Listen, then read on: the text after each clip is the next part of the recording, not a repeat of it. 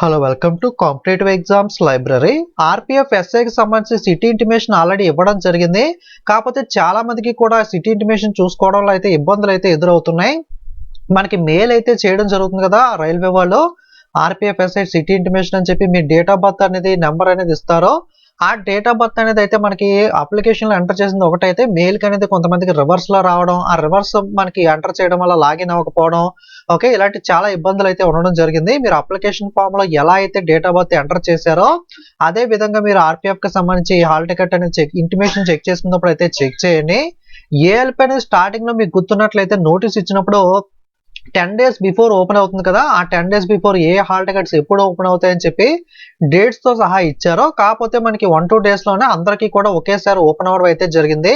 But ఇక్కడ RPF SA మాత్రం కొంతమందికి ఓపెన్ అవుతుంది, కొంతమందికి ఓపెన్ అవ్వట్లేదు. స్టార్టింగ్ లో ఓపెన్ అయినప్పుడు కొంతమందికి సిటీ చూపించి డేట్ చూపించకపోవడం, ఓకే, సో ఇలా రకరకాల ఇబ్బందులు అయితే ఉన్నాయి. మీ ఒక్కరికే కాదు చాలా మందికి కూడా ఆర్పిఎఫ్ ఎస్ఐ సిటీ ఇన్ఫర్మేషన్ లో అయితే ఇబ్బందులు అయితే ఉండడం జరిగింది. అలాగే ఎస్ఎస్టీ ట్రావెల్ పాస్ కి సంబంధించి కూడా ఒక నోటీస్ అయితే విడుదల చేయడం జరిగింది.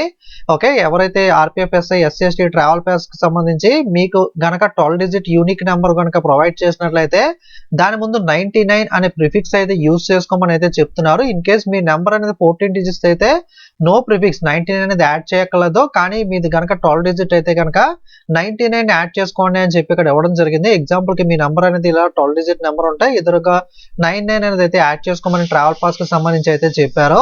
అలాగే డేట్ ఆఫ్ బర్త్ అనేది మీకు మెయిల్ లో ఏదైతే వచ్చిందో దాన్ని కాకుండా అప్లికేషన్ లో ఎలా అయితే ఉందో ఆ ఫార్మేట్ లో డేట్ ఆఫ్ బర్త్ మనకి డేట్ మంత్ ఇయర్ అనేది ఆ ఫార్మేట్ లో ఎంటర్ చేసి అయితే చూడండి. సో 1-2 days లో మేబీ ఇంకా మిగతా ఇష్యూస్ ఏమన్నా చిన్న చిన్న ఉన్నా కదా క్లియర్ అవుతుంది. సో మీకు అయితే తర్వాత అయితే చెక్ చేసుకోండి. ప్రస్తుతానికి అయితే మీకే కాదు చాలా మందికి కూడా ఆర్పిఎఫ్ ఎస్ఐ సిటీ ఇంటిమేషన్ విషయంలో అయితే మనకైతే ఇబ్బందులు అయితే రావడం అయితే జరుగుతుంది. ఇక ఎగ్జామ్ కి సంబంధించి ఏఎల్పి మనం రివ్యూస్ అయితే స్టార్ట్ చేసాం కదా, కానీ కంటిన్యూ చేయకపోవడానికి రీజన్ ఏంటి అంటే రైల్వే మనకి ఒక నిన్న నోటీస్ అనేది విడుదల చేసింది. మనకి చాలా మంది స్టూడెంట్స్ అనేది మనకి రఫ్ పేపర్స్ ద్వారా అనేక రకాలుగా క్వశ్చన్స్ అనే వాటిని బయటికి తీసుకోవడం, ఓకే, అలాగే మనకి యూట్యూబ్, ట్విట్టర్, ఫేస్బుక్, సోషల్ మీడియాలో అయితే మనకి క్వశ్చన్స్ అనే వాటిని మనకి డిస్కస్ చేయడం అనే దాన్ని అయితే చేయొద్దు.